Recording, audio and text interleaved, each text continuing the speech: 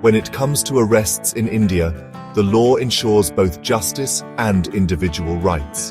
The Bharatiya Nagarik Suraksha Sanhita, 2023, outlines everything from when police can arrest to the rights of the accused. Let's break it down, step by step. Under Section 35, police can arrest someone without a warrant in serious cases, like when a crime is in progress or if the suspect may escape.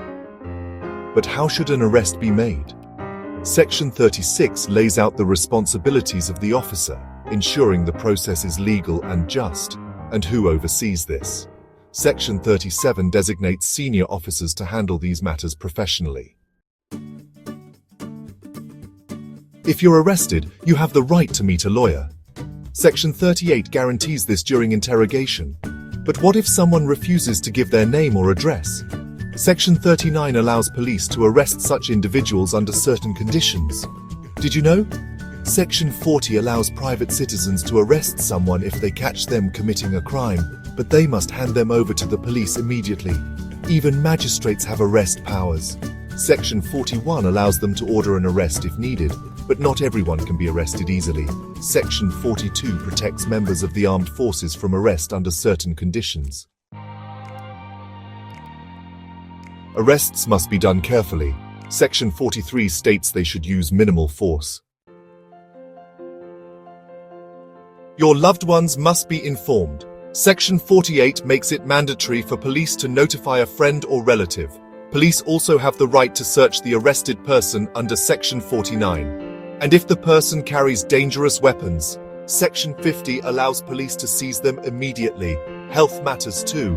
Sections 51, 52, and 53 allow medical examinations of arrested persons, especially in cases of serious crimes like rape.